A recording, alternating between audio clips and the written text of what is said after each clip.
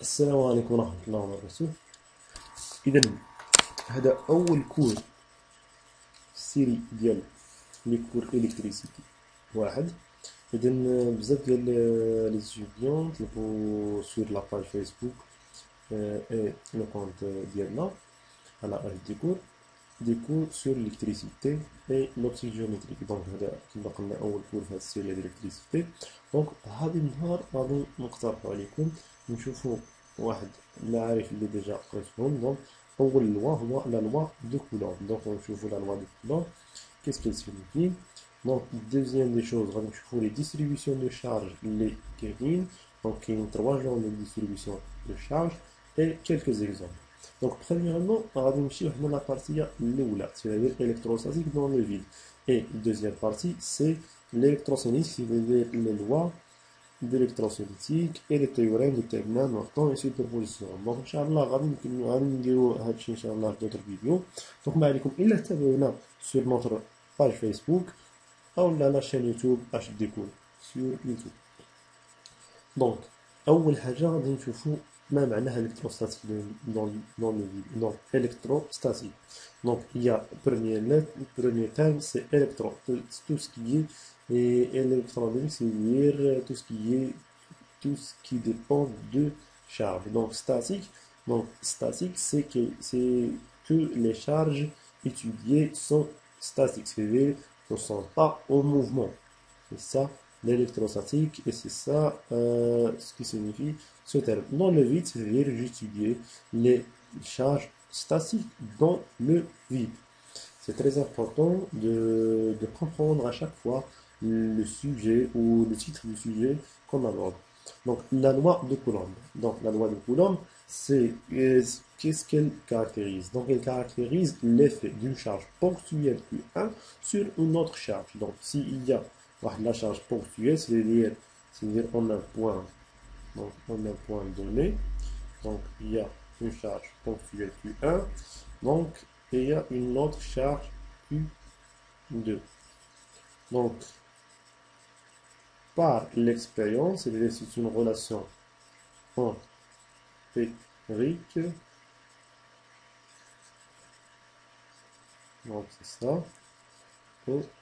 Donc la distance entre la charge 1 et la charge 2, c'est R. Donc la force F de 1 sur 2, elle a donné cette forme. Donc de F1 sur 2, c'est Q1, Q2 sur 4I epsilon 0 U1 sur R carré. Avec U1, c'est le vecteur unitaire porté par la distance, c'est-à-dire le sens, c'est de 1 vers 2. De E2 vers 2, c'est, on définit un vecteur unitaire E2, U2, donc F de 2 sur 1, elle est égale. Même terme Q1, Q2 sur 4 I epsilon 0, Q2 sur R carré. C'est la loi de Coulomb. Donc on remarque que le vecteur unitaire Q1 sont opposés. Donc égal au moins Q2.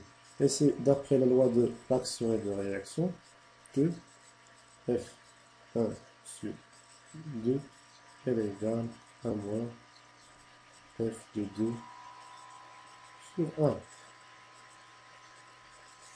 Donc, on a écrit, donc on a déduit que la charge Q1 elle crée un champ électrostatique E1.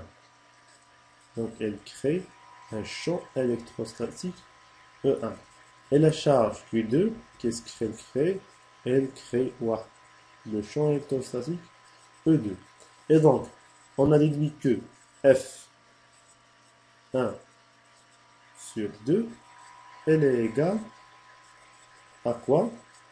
À Q2 fois le champ électrostatique créé par tel que, et donc tel que E1, le champ électrostatique créé par la charge 1, c'est Q1 sur 4pi epsilon 0, I1 sur R carré.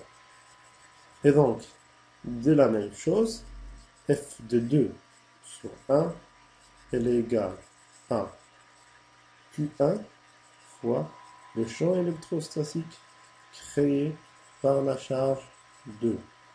Donc, elle est égale E2, donc E2, elle est égale à Q2 sur 4pi epsilon 0 Q2 sur R carré.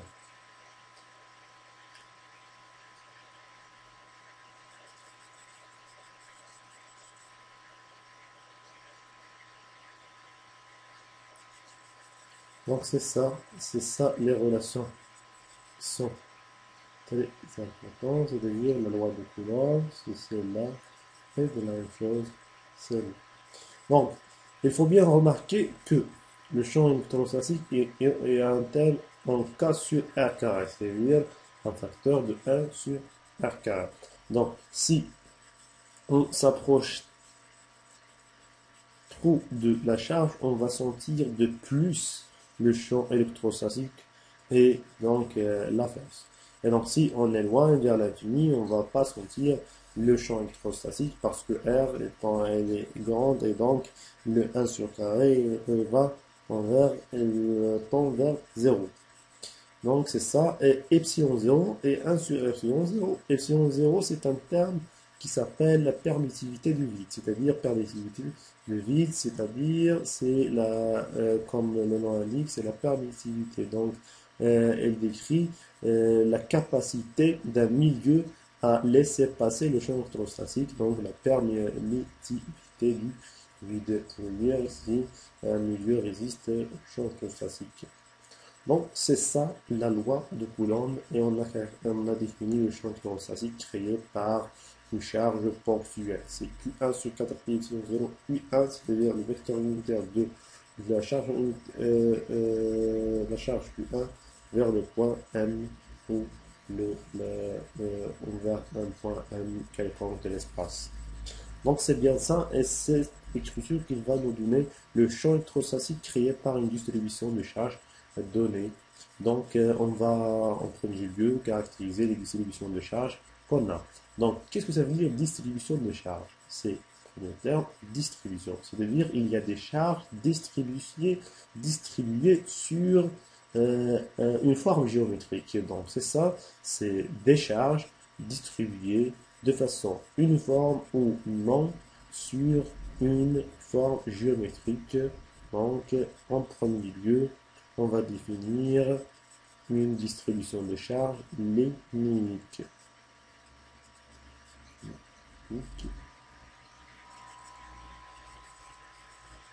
Lénique. Et donc, on va définir une distribution de charge lénique, lambda. Lambda, ce terme lambda, avec une unité de coulomb-mètre moins 1, on va définir. Donc, il y a, c'est ça, une ligne, c'est-à-dire si je prends une portion dl, ce dl il va contenir une charge dlq, et donc je vais définir une distribution de charge qui est égale au rapport de dlq sur dl. Donc ça, en coulomb, c'est-à-dire l'unité de la charge, et dl en mètres, et donc l'unité de cette distribution, c'est coulomb, mètre, mètre moins. Donc c'est ça la distribution de charge lénique. Donc deuxième cas, c'est la distribution de charge sur fascique. Donc je vais définir une distribution de charge sur fascique sigma.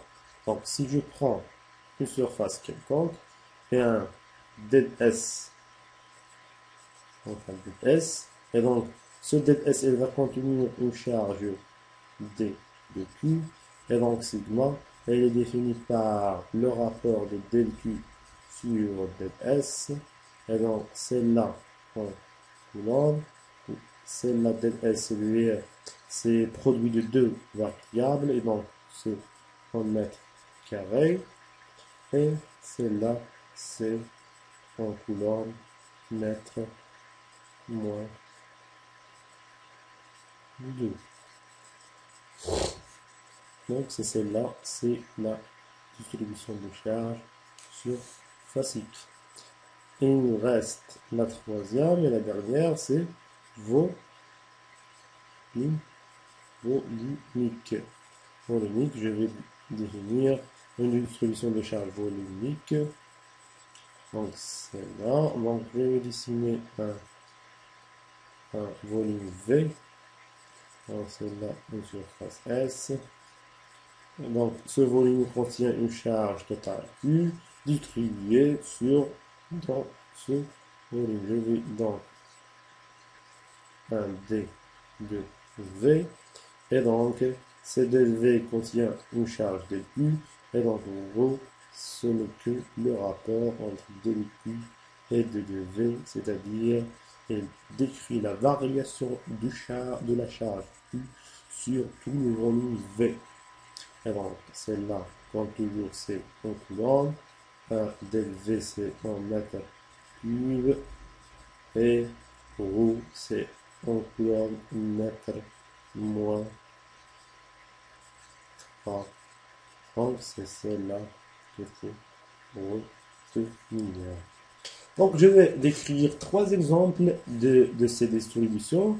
Et Inch'Allah, vous trouverez un résumé sur tous les formules.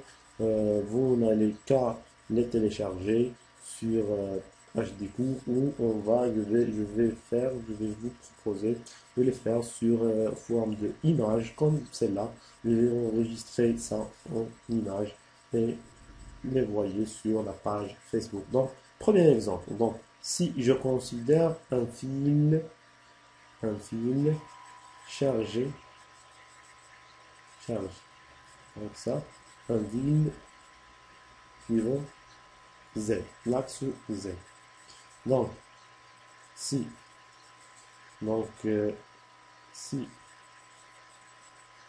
il est délimité, sa longueur, c'est grand L. Donc, je vais prendre une portion de L qui est égale, dans ce cas, de Z. Et donc, lambda égale à dQ sur dL qui est égal à dZ. Et donc, dQ est égal à lambda dZ.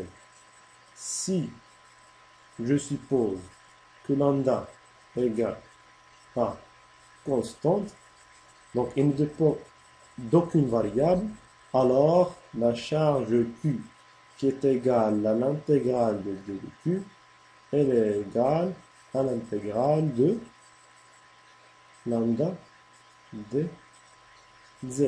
Lambda est constant, je peux la sortir. Et donc l'intégrale de dz, c'est la longueur totale. Donc elle est égale à lambda fois L. Donc la charge totale sur ce fil de longueur L, elle est égale à lambda fois L.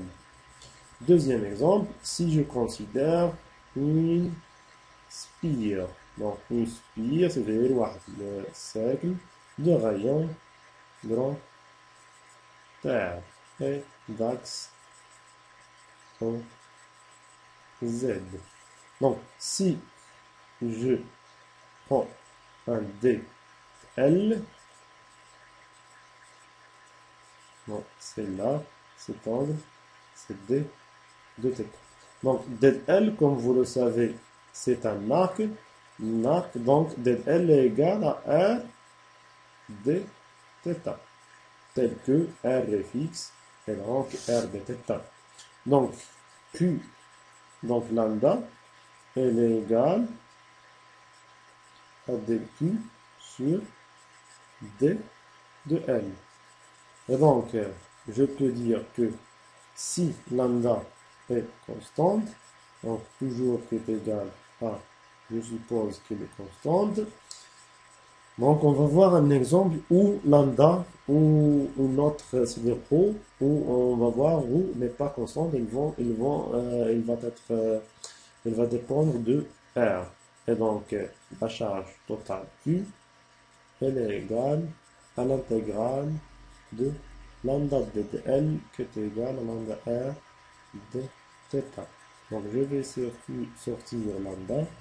Donc lambda R et lambda R de même constante. Donc lambda R de l'intégrale de θ. Θ, pour balayer toute la spire, je vais intégrer de 0 à 2 pi. Et donc, pi elle est égale à 2 pi R fois lambda. Donc c'est bien ça. Donc, troisième exemple, si je prends un disque. Qu'est-ce que ça veut dire un disque? C'est-à-dire, il est là, c'est une surface d'axe Z. Donc, il est défini par une densité surfacique de charge qui est égale à dQ sur D de S. Dans ce cas ds, je vais prendre un rayon R, petit r, et donc c'est celle-là, ds. Donc celle-là, c'est dr, et ce petit r, c'est r d θ. Donc ds égale à dr fois r d θ. Donc qui est égal à r dr de θ. Et donc sigma si elle est constante, donc Q elle est l'intégrale de d de pi, donc c'est sigma fois S qui est égal à pi r carré fois sigma. Parce que l'intégrale de 0 à 1 c'est 1 carré sur 2 et de dθ égale à 2 pi, donc 2 va se simplifier par 2, ça reste r carré fois pi. Donc c'est connu, S de la surface d'un disque de rayon R, c'est pi r carré fois sigma, c'est connu. Donc, dans le cas où les densités de charge sont constantes, donc on écrit Q égale à lambda fois L. Donc c'est le périmètre fois lambda, et pour le disque, c'est pi r carré fois sigma. Dans le cas où une distribution n'est pas uniforme, il faut intégrer sur les bornes et savoir les bornes de chaque intégration. Je vous remercie pour votre attention. Donc là, je vous cette vidéo. ما عليكم إلا تنكرجونا par votre commentaire. Partagez cette vidéo avec d'autres étudiants. Donc باش نعرفوا ردة الفعل ديالكم. Donc إلا كان لكم donc continuez par d'autres vidéos. Sinon donc المهم أننا تعرفونا على ردود الآراء ديالكم الفعل ديالكم. وميرسي بيان pour votre attention. إن شاء الله je vais continuer par d'autres vidéos. Donc هذه هي premier épisode de la série d'électricité. Et Inch'Allah, on va dire d'autres vidéos sur l'optique géométrique.